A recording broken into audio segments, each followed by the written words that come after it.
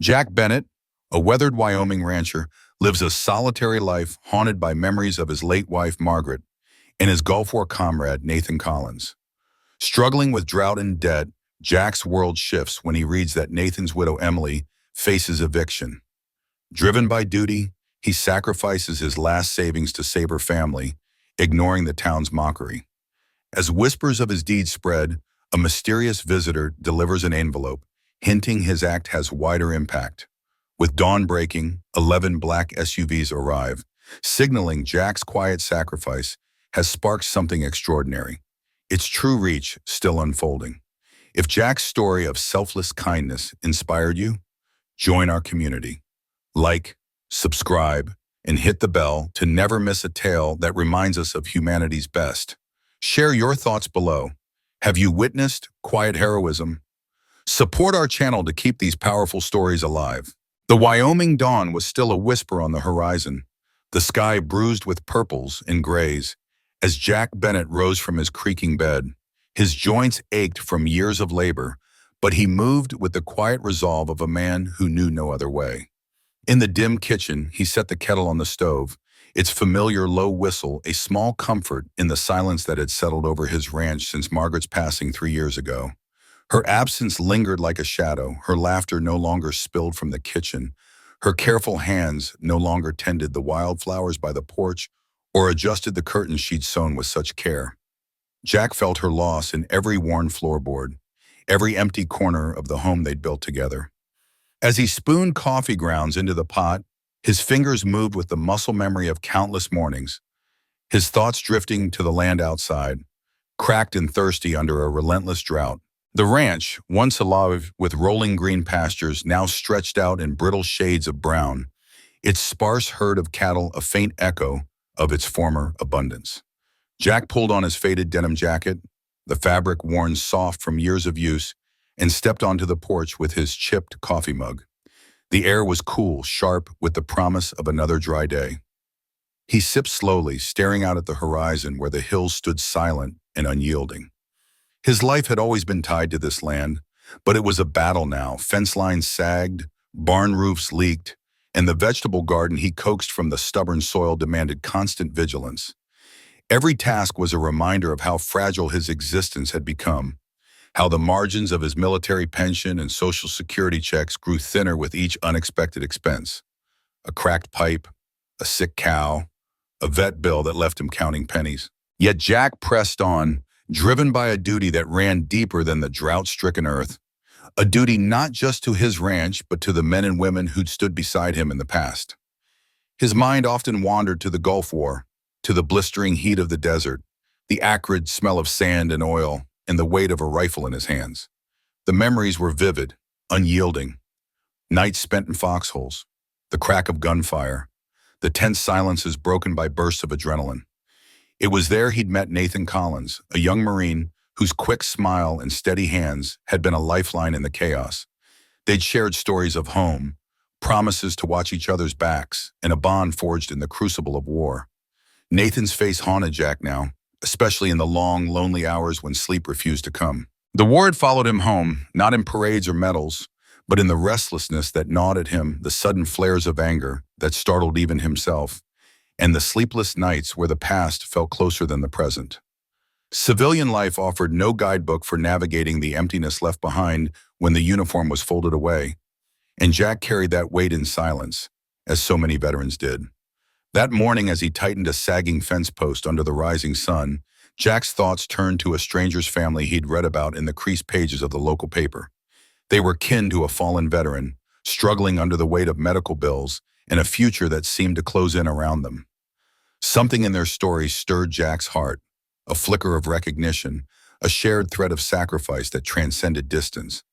He didn't know them, but he knew the unspoken bond of those who'd served, the quiet understanding that tied one soldier to another. It was a pull stronger than the financial strain that dogged his every step, stronger than the drought that threatened to choke his ranch. It was why later that day he found himself standing at the bank counter, his calloused hand trembling as he slid a check across the worn surface. The check held everything, every cent he'd scraped together, every hope he'd tucked away for a less desperate future. His heart pounded, a mix of fear and resolve, as he met the teller's wide-eyed stare. She glanced at the number, her mouth parting slightly, as if she couldn't quite believe what she saw. Jack's chest tightened with the weight of his decision, but his eyes held steady, fixed on a purpose that felt larger than himself. Behind him, a sharp laugh cut through the quiet, dripping with mockery. "Look at old Jack Bennett playing the hero," a voice sneered. The words stung, but Jack didn't flinch. He turned, his boots heavy on the tiled floor, and walked out into the fading light of the afternoon, the jeer echoing in his ears but not in his heart. He'd made his choice, not for glory, but because it was right. Because somewhere, a family he'd never meet might find a moment of relief, a chance to breathe. Dawn broke the next morning, painting the sky in soft pinks and golds, and Jack stood on his porch as always, coffee in hand, the chipped mug warm against his palms. The world felt different, though he couldn't say why, just a quiet shift, like the first hint of rain after years of drought. Then he saw them, 11 black SUVs rolling silently up his dirt driveway, their tires crunching softly on the gravel. One by one, uniformed figures stepped out, their heels clicking in unison, standing tall in a line that spoke of discipline and respect. Jack's breath caught, his mind racing to understand. He stood frozen, the coffee mug steady in his hand as he watched the scene unfold. His sacrifice, made in the quiet of his own heart, had rippled outward, touching lives in ways he could never have foreseen. The world had noticed, not with fanfare, but with this silent tribute, a moment that carried the weight of his unspoken duty, his unwavering resolve, and the love he still carried for those he'd served beside, for the land he called home, and for the strangers who now shared in the quiet strength of his heart. For decades since the early 1980s, the local newspaper had been Jack Bennett's tether to the world beyond his Wyoming ranch. It wasn't just ink on paper. It was a lifeline, a steady pulse of connection to a town that had grown quieter with each passing year, its voices fading like echoes in a canyon. The world outside his weathered porch felt distant, as if time had stretched it thin, but the paper brought it close again. Every morning, Jack would unfold it with care, his calloused fingers tracing the familiar cadence of headlines, obituaries, and local notices, savoring the ritual that grounded him. It was his way of holding on to a community that had changed just as he had under the weight of years. But that morning, as he sat at his worn oak table, the coffee in his mug growing cold, a single name in the paper hit him like a punch to the chest. Emily Collins. The words that followed seared into his mind. Widow of Staff Sergeant Nathan Collins, facing eviction after funeral costs left her family bankrupt.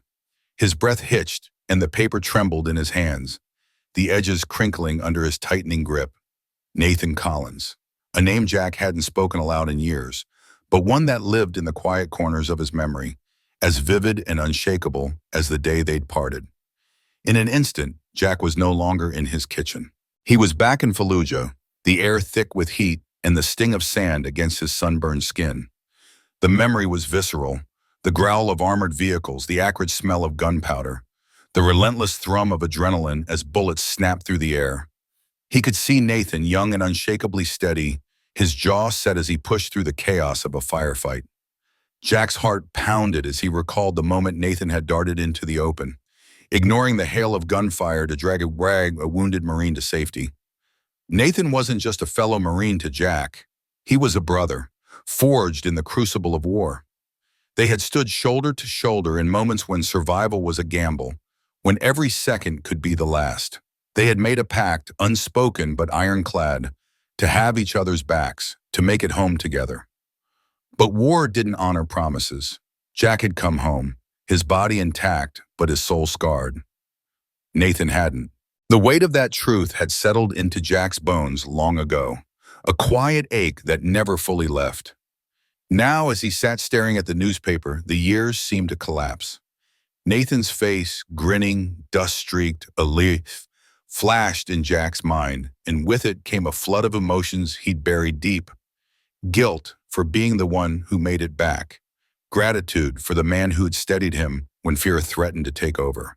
And sorrow for the life Nathan never got to live. Nathan's name wasn't just a memory, it was a cornerstone of who Jack had become. It was tied to the moments that had reshaped him, the faces he'd seen when he thought he'd never see another dawn, the voices that had kept him grounded when despair clawed at his resolve. Nathan had lived with a courage that wasn't loud or showy, but bone deep, rooted in loyalty and sacrifice. And now his family, his widow, Emily, and their two children, were drowning in a different kind of battle, one Jack couldn't ignore. Jack folded the newspaper with deliberate care, the weight of his decisions settling heavily in his chest. He knew what he had to do, but the certainty didn't make it easier. His mind churned with the what-ifs, the fears of an uncertain future. He stood, leaving the cold coffee behind, and climbed into his old pickup truck. The engine rumbled to life, idling as he sat parked outside the First Wyoming bank, his hands gripping the steering wheel until his knuckles turned white. On the passenger seat lay his checkbook, a tattered relic that held the last of his savings, the only buffer between him and the harsh realities of ranch life. His thoughts waged a silent war. If I empty this account, what happens when the well pump fails again? When the cattle need feed I can't afford? When winter comes, lean and unforgiving, stretching the months into a test of endurance? The ranch was his legacy, a hard-won piece of earth he'd poured his life into. Giving up his savings could mean losing it all. But then the headline crept back into his mind, vivid and unyielding. Emily Collins, alone facing eviction. Jack's imagination painted a heart-wrenching picture. Emily standing in a bare living room, surrounded by half-packed boxes, her face etched with exhaustion and fear. A child's toy, maybe a stuffed bear or a plastic truck, left forgotten in a corner. A small symbol of a life unraveling. He thought of Nathan, the man who'd risked everything without hesitation, watching from some unseen place, trusting that the brothers he'd left behind would stand up when he no longer could. The thought was a knife, sharp and insistent, cutting through Jack's doubts. He shut off the engine, the silence heavy, and stepped out of the truck. His boots crunched on the gravel as he walked toward the bank's double doors, each step a commitment to a choice he couldn't unmake. Inside, the small-town bank hummed with the low murmur of familiar voices, farmers, shopkeepers, neighbors. But as Jack crossed the threshold, the chatter faded, replaced by curious glances. He approached the counter, where Claire, a young teller with kind eyes, looked up. When Jack slid the check across the counter, her gaze flickered with surprise, then understanding. The amount wasn't small, it was everything he had. Behind him, whispers stirred. "Old Jack Bennett," one man muttered, his voice thick with skepticism. "Thinks he's some kind of hero." Another voice, sharper, cut through. Rick Dalton, a local who'd never much cared for Jack's quiet ways. "Guess the old man's finally lost it," Rick sneered, loud enough for Jack to hear. The words stung, but Jack didn't turn. He felt the heat of their stares, the weight of their judgment, but his resolve held firm. In the quiet of his mind, a single question anchored him. What's a man worth if he can't stand for something bigger than himself? Jack's heart thumped in his chest, a steady drumbeat of conviction. He thought of Nathan's courage, of Emily's struggle, of the children who deserved a chance to rebuild. The ranch might not survive another winter. But Jack knew he could live with that. What he couldn't live with was turning away from the family of the man who'd given everything. As Claire processed the check, her hands moving with care, Jack stood tall, his hands steady, his path clear. The whispers faded into the background, drowned out by the certainty that some promises, even those broken by fate, could still be honored in their own way. The winter chill had long since settled into Jack Bennett's bones, a constant reminder of the harshness of the world he lived in. He stood alone, knowing full well that if his gamble went south, no one in this small, weathered town would lift a finger to pull him out of the wreckage. Yet the thought of leaving anyone behind gnawed at his soul, a principle forged in the fires of a life spent honoring his word. As the bank teller handed him the receipt, confirming the check had cleared, Jack's heart thudded with a mix of resolve and trepidation. He turned, stepping out into the brittle afternoon sun, its weak rays doing little to warm the air or his spirit. Whispers trailed him like shadows, gossip about his reckless decision, but Jack paid them no mind. In his mind, he repeated a mantra that had carried him through darker days. Some men tally their worth in land or bank accounts, But I measure mine in the promises I keep, and some promises are worth more than all the gold in the world. By dusk, the news of Jack's sacrifice had spread through the town like wildfire racing across dry prairie grass. He couldn't even step into the local feed store without feeling the weight of sidelong glances and poorly concealed smirks. Each stare felt like a pebble tossed at his resolve, but Jack held his head high, though his chest ached with the loneliness of his choice. He pushed open the creaky door of the store, the bell above jingling faintly, intending to buy chicken feed on credit as he'd done countless times before. The familiar scent of grain and leather filled the air, but the atmosphere was heavier than usual. Old Tom Jennings, his neighbor for over 3 decades, stood by the counter, his weathered face etched with concern. Tom leaned in close, his voice a low, urgent rasp, thick with disbelief. "Jack, you've gone and lost your damn mind," he muttered, his eyes searching Jack's for some sign of hesitation. "Nobody gave a damn when Margaret passed. Nobody helped when your well ran dry last summer. Why the hell are you throwing everything away for strangers who never did a thing for you?" Jack's throat tightened at the mention of Margaret, the wound of her absence still raw, but he forced a quiet shrug, his voice steady despite the storm inside. "It ain't about what they did for me, Tom. It's about doing what's right." His words felt inadequate, unable to convey the depth of his conviction. But the feed store owner, a man Jack had known since they were boys, shook his head, his eyes dropping to the counter. "Sorry, Jack," he sighed, his voice heavy with regret. "With the drought and prices soaring, we're tightening up accounts, cash only from now on." He slid the order slip back across the counter, avoiding Jack's gaze as if it burned. The rejection hit Jack like a cold slap, sharper than he'd expected. He nodded silently, turned, and walked back to his battered pickup truck, his boots crunching on the gravel, his hands empty as the bag he'd hoped to carry home feed. Across the street, Rick Dalton leaned against his gleaming new truck, a predator's grin spreading across his face as he spotted Jack. Rick's voice cut through the quiet evening like a taunt. "Offer still stands, Bennett," he called out, his tone dripping with false honey. "Sell me that ranch of yours. Hell, I'll even let you stay in the guest house. Charity for charity, right?" His buddies lounging nearby erupted in coarse laughter, their jeers slicing into Jack's pride like a knife. Jack's fists clenched at his sides, but he kept walking, refusing to give Rick the satisfaction of a response. Inside, though, the words festered, stirring a bitter mix of anger and doubt. Charity? That man doesn't know the first thing about sacrifice. That afternoon, Jack found himself in the stifling waiting room of the local VA office, the air thick with the scent of old coffee and bureaucracy. He'd waited over 2 hours, his back stiff from the plastic chair, only to hear a caseworker deliver a verdict that felt like another door slamming shut. The woman, barely older than his daughter, gave him a look of tired sympathy, her eyes softened by sympathy but bound by rules. "Off the record," she said softly, leaning forward as if sharing a secret. "Without some media attention or public pressure, the system doesn't move for anyone."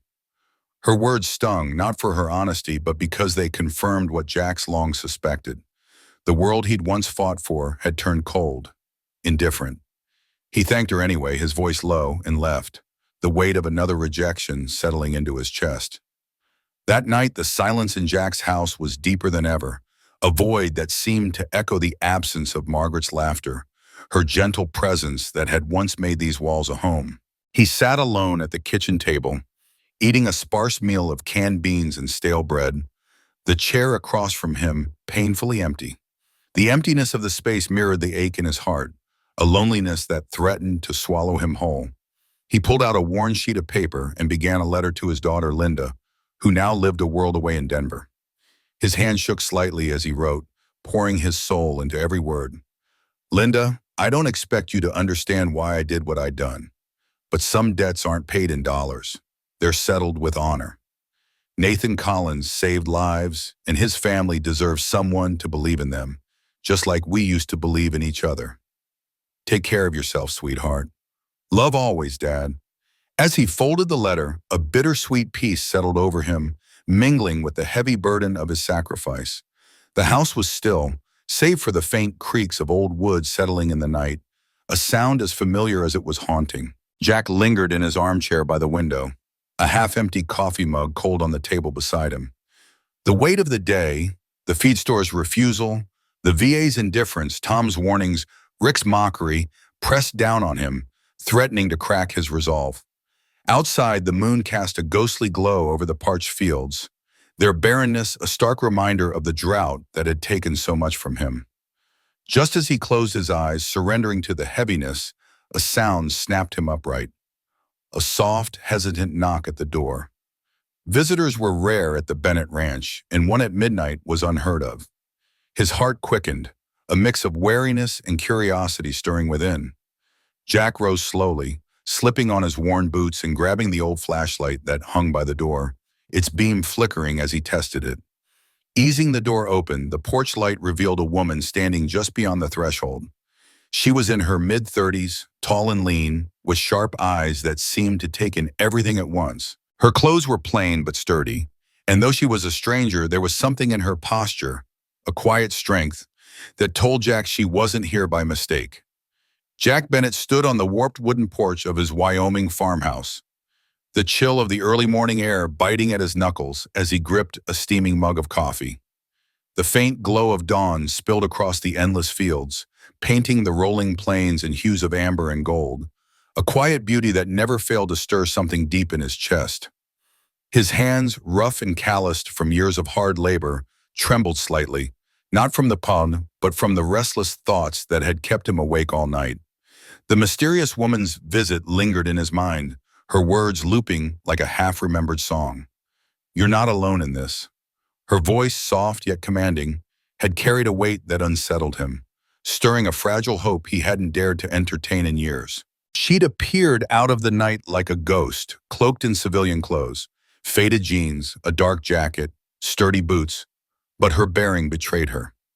Military, unmistakably so. The way she stood, shoulders squared, spine ramrod straight, her sharp eyes scanning the shadows even as they locked onto Jack's weathered face, screamed discipline. She'd spoken his name with a quiet intensity. "Mr. Bennett," her tone calm but clipped, as if time were a luxury she couldn't afford. Before he could muster a response, she'd pressed a plain white envelope into his hand, her fingers brushing his with a fleeting warmth. "We can't go public yet," she'd said, her voice steady, efficient, but laced with something unspoken. A promise maybe, or a warning. Then, with a curt nod, she'd melted back into the darkness, leaving only the soft growl of an engine fading into the distance. Inside, Jack had sat at his worn kitchen table, the envelope lying before him like a challenge. His heart pounded, a chaotic rhythm of hope and doubt warring in his chest. Could it be real? After all these years, could someone have noticed the quiet act of kindness he'd buried deep? The one he'd never spoken of, not even to himself?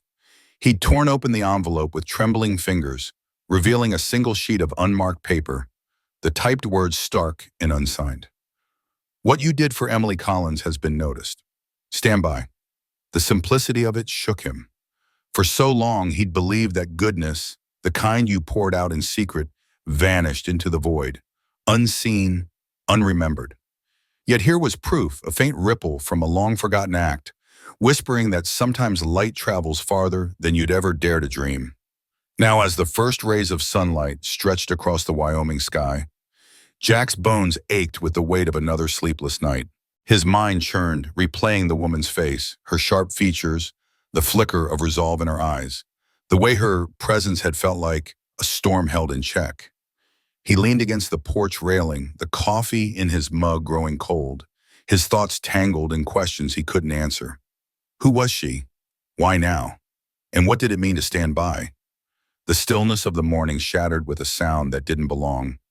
Not the familiar rattle of old farm trucks or the grumble of tractors, but a low, steady hum, smooth and controlled, like the pulse of something powerful.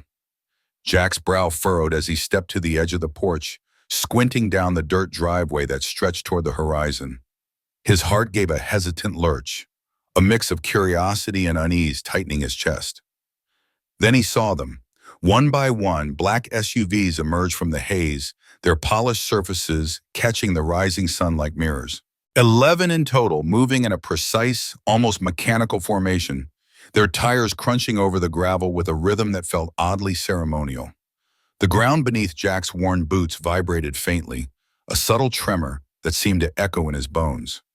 Across the fields, neighbors began to gather, drawn by the unfamiliar noise, their faces etched with confusion and awe. Tom Jennings stumbled out onto his own porch, his mouth hanging slightly open, his usual gruff demeanor replaced by wide-eyed wonder. Even Rick Dalton, who never missed a chance to sling a barbed comment Jack's way, stood frozen by his rusted pickup, his usual smirk erased, his eyes tracking the convoy with something close to reverence. The SUVs came to a stop in a flawless line, their engines falling silent all at once. The hush that followed was heavy, electric, like the pause before a storm breaks. Jack's breath caught in his throat, his fingers tightening around the mug until his knuckles whitened. Then in perfect unison, the doors of each vehicle swung open. Men and women in crisp military uniforms stepped out, Army, Navy, Air Force, Marines, their polished boots hitting the gravel with a synchronized thud that sent a shiver down Jack's spine. They moved with purpose, forming a line facing the porch, standing at crisp attention, their faces unreadable, but their presence radiating discipline and intent. From the lead SUV emerged a tall, silver-haired man, his broad shoulders straining against a uniform adorned with a constellation of medals. Major General Michael Grant. His stride was deliberate, cutting through the line of soldiers like a blade, each step measured yet commanding. Jack's mouth parted, words forming and dissolving before they could find voice. His eyes darted from the general to the rows of soldiers, then to the neighbors watching from the edges of the fields, their faces a mix of curiosity and disbelief. Confusion clouded Jack's mind, a fog of questions swirling through him. Why were they here? What did this have to do with Emily Collins, with the quiet choice he'd made all those years ago? Doubt gnawed at him, but beneath it, a deeper feeling stirred, a bone-deep humility, anchoring him even as his heart raced with the weight of the unknown. The weight of a lifetime's worth of discipline and unspoken duty pressed heavily on Jack Bennett's chest, a familiar sensation that grounded him even as his heart raced. He stood on his weathered porch in rural Wyoming, the chill of the early morning air biting at his knuckles, which were wrapped tightly around a chipped ceramic coffee mug. The steam had long since faded, leaving the coffee cold, but Jack barely noticed. His eyes were locked on General Michael Grant, whose crisp uniform and steady gaze commanded the small crowd gathered on the gravel path below. The general's voice carried a blend of authority and respect, cutting through the quiet murmurs of neighbors and the faint rustle of leaves in the breeze. "Mr. Bennett," he said, his tone firm yet warm, "on behalf of the United States military, I extend our deepest gratitude." Jack's grip on the mug tightened, the rough texture grounding him as memories of his own service flooded back. Decades-old moments of camaraderie, of sweat and sacrifice in distant deserts, of orders followed without question. His body responded before his mind could catch up, his free hand rising in a slow, precise salute, the motion as natural as breathing, despite the years since he'd last performed it. The gesture felt like a bridge to a past he'd long buried, a life of discipline he thought he'd left behind. He returned the general's salute, his weathered fingers steady, though his heart pounded with a mix of pride and disbelief. He'd never expected to stand here, surrounded by rows of soldiers in crisp dress uniforms, and neighbors whose faces reflected awe and quiet tears. Jack had always given quietly, small acts of kindness, unassuming and without expectation of reward. Yet now, under the vast Wyoming sky, he felt the weight of the world's attention, as if it had not only noticed his deeds but etched them into its memory. General Grant stood tall, his polished boots crunching softly against the gravel as he stepped forward, a leather folder cradled in his gloved hands. The crowd, neighbors who'd known Jack as the quiet widower who fixed fences and shared his garden's bounty, watched in hushed anticipation. "Mr. Bennett," the general began, his voice carrying just far enough to reach the edges of the gathering, "you thought you were simply helping a struggling family, a fellow Marine's kin. But your actions rippled far beyond the borders of this town, touching lives you could never have imagined." Jack's brow creased, confusion flickering in his pale blue eyes.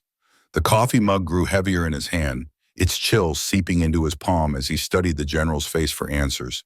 What could he, a retired mechanic living on a modest pension, have possibly done to warrant this?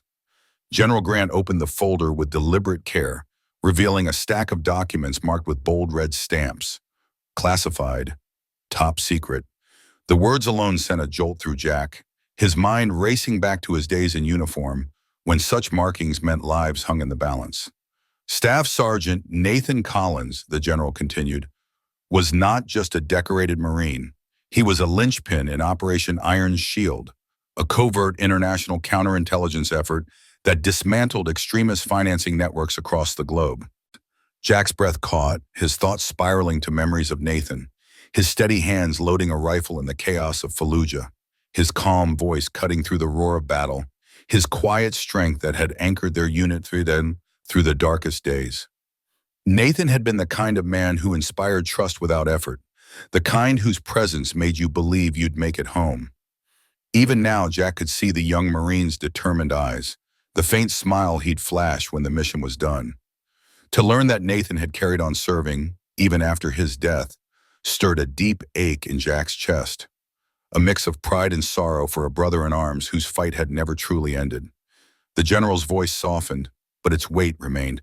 The Collins family, Emily and her children, have been under protective custody through the Witness Security Program. Nathan's testimony, given before his passing, was instrumental in neutralizing 3 major terrorist cells in Europe and the Middle East. His family's safety was paramount, their anonymity a matter of national security.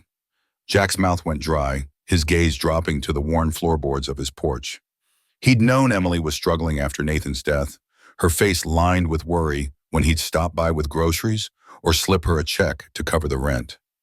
He'd thought he was just helping a widow keep her kids fed, her home warm. The idea that his small acts of kindness had shielded a family tied to something so vast, so critical, felt almost impossible to grasp. "Your financial assistance, Mr. Bennett," General Grant said, his eyes meeting Jack's with unwavering sincerity, prevented Emily from seeking public aid or local charities, actions that would have left a digital footprint, potentially exposing her family's location to those who would do them harm. Without knowing it, you protected a national asset at a pivotal moment. The words landed like a physical blow, and Jack's shoulders sagged under their weight. His mind reeled, piecing together the quiet moments, handing Emily cash in an envelope, fixing her leaky roof on a rainy afternoon, driving her kids to school when her car broke down. He'd done it because it was right, because Nathan would have done the same for him.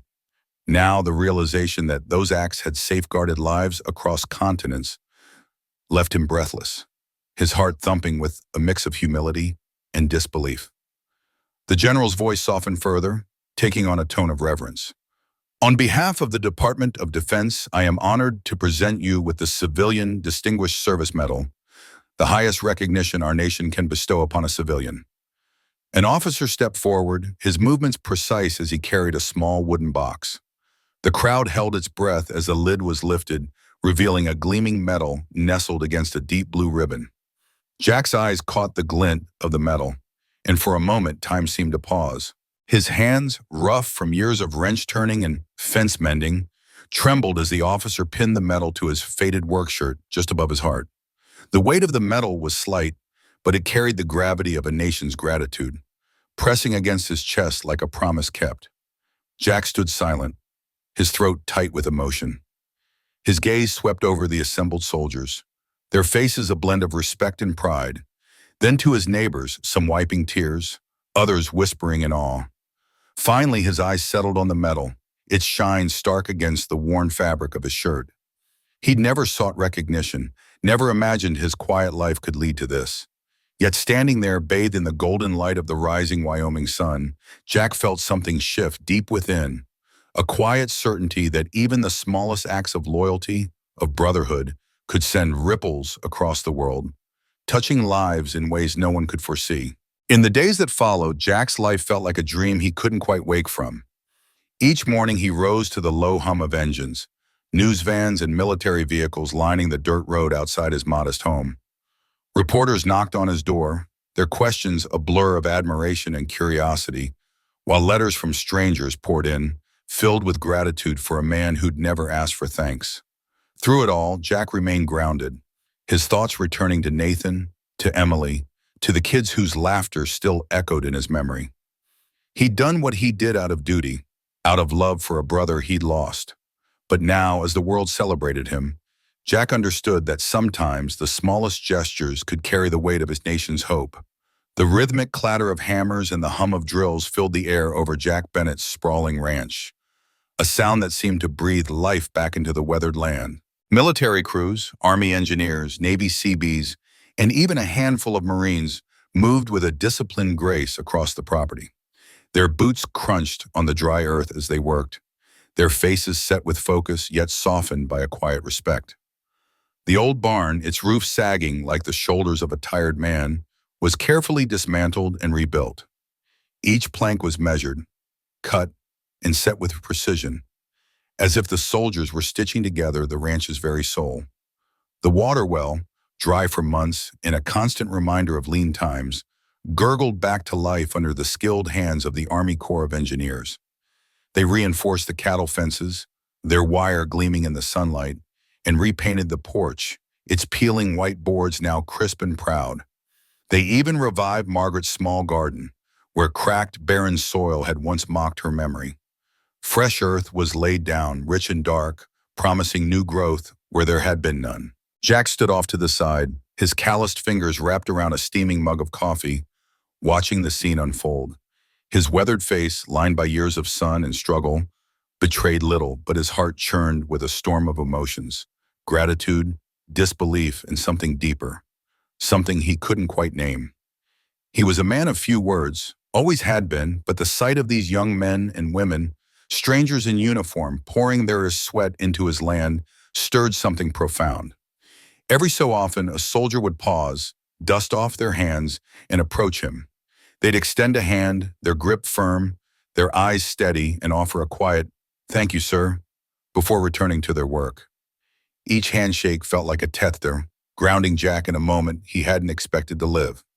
He'd nod, his jaw tight, and return the grip, his chest swelling with a warmth that both comforted and unsettled him. He wasn't used to this, being seen, being thanked. For Jack, life had always been about doing what needed doing. No fanfare, no fuss. Yet here he was, surrounded by people who saw him as more than just an old rancher clinging to his patch of earth. One afternoon, as the sun dipped low, casting golden light over the rolling hills, a familiar car crunched up the gravel drive. Jack's breath caught as Emily Collins stepped out, her young son, Ben, clutching her hand tightly. Emily's face was soft but resolute, her eyes shimmering with unshed tears. Jack felt his heart constrict, a pang of memory and loss mingling with the present. Emily had been through so much, and seeing her now, standing tall despite it all, made his throat tighten. "Bennett," she said, her voice barely above a whisper, thick with emotion, "we can never repay you." The words hung in the air, heavy with meaning. Jack opened his mouth to respond, to brush it off as he always did. But before he could, Ben stepped forward. The boy's small frame was trembling slightly, but his eyes were bright and determined. In his hands, he held a card crafted from construction paper, its surface alive with crayon drawings. A farm, a house, a gray-bearded man, and a little boy waving. Inside, in wobbly, heartfelt letters, it read, "Thank you for helping us. You are our hero." Jack's breath hitched as he took the card, his rough fingers tracing the edges of the paper as if it might vanish. The simplicity of it, the purity of Ben's gesture, cracked something open inside him, something he'd kept locked away for years. Emily pressed an envelope into his hand, her touch gentle but firm. "This is your check, Jack," she said, her voice steady now. "We didn't cash it. You shouldn't lose your home for saving hours." The weight of the envelope felt heavier than it should, not because of the money inside, but because of what it represented. Jack stood frozen, his eyes flicking between the card, the envelope, and the woman and boy before him. His throat burned, and for a long moment, he couldn't speak. He wasn't sure he trusted himself to. Instead, he reached out, his rough hand resting gently on Ben's head, the boy's soft hair warm under his palm. It was a small gesture, but it carried the weight of everything Jack couldn't say. His gratitude, his relief, his quiet vow to keep doing right, no matter the cost. Word of Jack's story spread through town like a prairie fire, fierce and unstoppable. Soon, news vans lined the county road, their cameras glinting in the sun, hungry for a glimpse of the humble rancher whose quiet act of kindness had sparked a national wave. Military police, polite but unyielding, kept the reporters at bay, their voices firm as they explained that Mr. Bennett's privacy was to be respected. Jack appreciated the shield, though he couldn't help but feel a twinge of discomfort at the attention. He'd never sought the spotlight, never wanted it, but the town itself couldn't stay away. Neighbors trickled in, at first driven by curiosity, then by something deeper, respect, admiration, even awe. Tom Jennings, who'd once warned Jack about stretching himself too thin, clasped his hand with a grip that spoke of newfound reverence. His eyes held no trace of his earlier skepticism, only a quiet nod of acknowledgement. Even Rick Dalton, the man who'd once mocked Jack in front of half the town, showed up one evening at the fence line. His hat was clutched in his hands, his gaze fixed on the ground, shame etched into every line of his face. "Jack," Rick said, his voice gruff but sincere, "I was wrong. You're a better man than most of us." Jack looked at him, seeing not the brash loudmouth from before, but a man humbled, maybe even changed. He offered a small, weary smile. "It was never about being better, Rick," he said quietly. "It was just about doing what's right." The words felt like a release, a truth he'd carried for years finally spoken aloud. As the sun sank behind the newly repaired barn, its red paint glowing in the fading light, a new flagpole stood tall near the gate. The flag atop it rippled in the evening breeze, a symbol of resilience and honor. The ranch itself felt reborn, not in flashy renovations, but in the quiet, deliberate restoration of its spirit. The barn stood proud, its wood solid and unyielding. The fences stretched, strong and true, guarding the pastures where a small herd of cattle now grazed, gifts from military units across the country who'd heard Jack's story and wanted to give back. The well bubbled with clear water, the porch gleamed with fresh paint, and Margaret's garden held the promise of new life. But more than the physical changes, the ranch was transformed in the hearts of those who knew it. Jack Bennett was no longer just the old man holding on to his land. He was a quiet hero, a man whose sacrifice had reminded them all of what it meant to stand for something greater than oneself. A month later, the Bennett Ranch stood as a testament to that legacy. It wasn't grand or ostentatious, but it carried a quiet dignity that honored its century-old roots. The barn, once on the verge of collapse, now rose strong and vibrant, its red paint a beacon against the horizon. The fences, sturdy and straight, framed the pastures where the cattle roamed, their presence a reminder of the gratitude that had poured in from strangers far and wide. Jack walked the land each morning, his boots leaving faint prints in the dew-kissed grass, his heart full of a quiet contentment he hadn't known in years.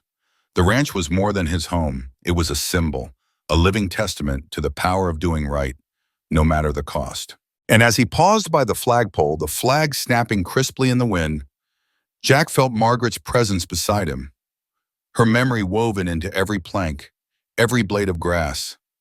He was no hero, not in his own eyes, but in the eyes of a town, a boy, and a nation. Jack Bennett had become something more, a man who'd shown them all what it meant to live with honor. Every dawn, Jack Bennett stirred before the first light kissed the Wyoming hills. His bones ached with the weight of years, yet habit pulled him from the warmth of his bed. He shuffled through the familiar creaks of his old ranch house, the floorboards groaning under his steady steps. In the kitchen, he reached for his chipped ceramic mug, the one with the faded blue rim that had held his coffee for decades. Pouring the dark brew, he inhaled his bitter warmth, a ritual that grounded him in the quiet promise of a new day. With mug in hand, he stepped onto the porch, the cool morning air brushing against his weathered face. Settling into the worn wooden chair, he gazed out at the rolling hills where the sky unfurled in hues of amber and gold, painting the land his family had tended for generations. The sight stirred something deep in his chest, a mix of pride, gratitude, and the faint ache of memories long buried. By the ranch gate, a new flagpole stood tall, its brass fittings catching the rising sun's rays like a beacon. A young special forces major had planted it there, his hands steady as he mixed concrete and set the pole with a precision that spoke of discipline and care. Jack remembered the young man's quiet determination, his refusal of help, in the way he'd looked at the flagpole with a kind of reverence before driving off into the dust. Each morning, Jack approached the pole with the same deliberate care he'd once used on battlefields far from home. His hands, roughened by years of labor and steadied by duty, gripped the rope. As he raised the flag, the stars and stripes unfurled against the Wyoming sky, catching the breeze with a soft snap. The act was more than routine. It was a tether to his past, to promises kept and sacrifices made. In those moments, Jack felt the weight of memory settle over him, a quiet pull of honor that needed no audience. The world beyond his ranch had taken notice, though Beck hadn't sought it. Unmarked cars would glide down the country road, their tires crunching softly on gravel. They slowed as they passed, tinted windows hiding the faces within. Jack sensed their presence more than he saw it, a quiet acknowledgement of a single act of kindness he'd offered years ago, an act he'd never thought would echo beyond his fence line. The memory of that choice lingered in his mind, not with pride, but with a kind of humble wonder. He'd done what felt right, nothing more. Yet it seemed to have rippled through lives he'd never meet, in places he'd never see. The thought made his coffee taste a little warmer, the sunrise a little brighter. Twice a month, a military chaplain rolled up in a dusty pickup, arms laden with grocery bags. The man's handshake was firm, his smile genuine, and his visits carried the comfort of routine. Sometimes he'd linger on the porch, sharing stories of the world beyond the hills, tales of soldiers, families, and quiet acts of courage that reminded Jack of the threads that bind people together. Their conversations weren't grand. They spoke of weather, faith, and the small victories of everyday life. But to Jack, those moments were a lifeline, a reminder that his world, though small, was still connected to something larger. The neighbors, too, had changed in their regard for him. Once, they'd come with curiosity, their visits tinged with questions about the flagpole or the cars that passed by. Now, their presence carried a quiet respect. Tom Jennings, a grizzled farmer with a laugh like gravel, would drop by with a sack of feed or a thermos of coffee, settling into the porch chair for a spell. They'd sit in companionable silence, watching the cattle graze, the weight of shared history filling the spaces between words. Tom's eyes, once sharp with skepticism, now softened when they met Jack's, a nod to the man he'd come to admire. Even Rick Dalton, the loud-mouthed rancher who'd once scoffed at Jack's quiet ways, had changed his tune. When their paths crossed at the feed store or along the dusty road, Rick's old smirk was gone, replaced by a tip of his hat and a look of quiet regard. Jack felt the shift, subtle but profound, and it stirred a warmth in him he couldn't quite name. Life on the ranch hadn't changed in its bones. The chores still called, fences to mend, cattle to tend, the land demanding its due with the same relentless rhythm. Yet beneath the surface, something had shifted. Jack had become, almost without realizing it, a symbol to those who knew his story. His choice to honor a promise, to give without expectation when no one was watching, had sent ripples far beyond his Wyoming valley. He thought often of that choice, turning it over in his mind like a smooth stone. It hadn't felt like much at the time, just the right thing to do. But now, as he watched the flag catch the morning breeze or nodded to a passing neighbor, he understood that legacy wasn't always carved in stone or shouted from rooftops. Sometimes it was built in the quiet moments, in the stubborn decision to do what was right, even when the world wasn't looking. Each morning as the flag rose and the cattle stirred under the vast Wyoming sky, Jack sat with his coffee, the chipped mug warm in his hands. Contentment settled over him, not loud or showy, but steady, like the land itself. He knew, in his quiet way, that his choice had left a mark, one that stretched beyond his fences and into lives he'd never know. It was a reminder that kindness, however small, was never wasted. It was seen, felt, and carried forward, a thread in the fabric of a world that still hungered for such things. As we step away from Jack's porch, the Wyoming sunrise fading behind us, his story lingers like the last light of day. It's more than a tale to warm the heart. It's a lesson that cuts through the noise of our fast-moving, self-centered world. We're quick to think kindness is rare, that sacrifice is a relic of another time, or that good deeds vanish at our doorstep. But Jack's life tells us otherwise. One quiet act, one selfless choice, can ripple farther than we'll ever see, touching lives in ways we can't imagine. For those who've weathered life's storms, especially older souls who know the weight of years, Jack's story strikes a familiar chord. It speaks to the power of loyalty, the strength of community, and the unshakable truth that character outshines wealth or fame. In a world chasing fleeting moments of glory, Jack Bennett's life stands as a quiet testament. True legacies are built not in applause, but in the steady, unspoken acts of good that echo long after we're gone. In the heart of a bustling city, where the hum of traffic and the chatter of crowds never seemed to fade, lived a young woman named Clara. She was in her mid-20s with bright eyes that held a quiet determination and a heart heavy with the weight of her own struggles. Clara worked long hours at a small diner, serving coffee and smiles to weary customers, her feet aching by the end of each shift. Money was tight, and her dreams of going back to school felt like a distant flicker, buried under bills and the relentless grind of survival. Yet deep within her, there was a spark of hope, a belief that even in the chaos of life, small moments of goodness could make a difference. One chilly autumn evening, as Clara walked home from the diner, her breath visible in the crisp air, she noticed an elderly man sitting on a bench near the park. His name was Mr. Thompson, though she didn't know it yet.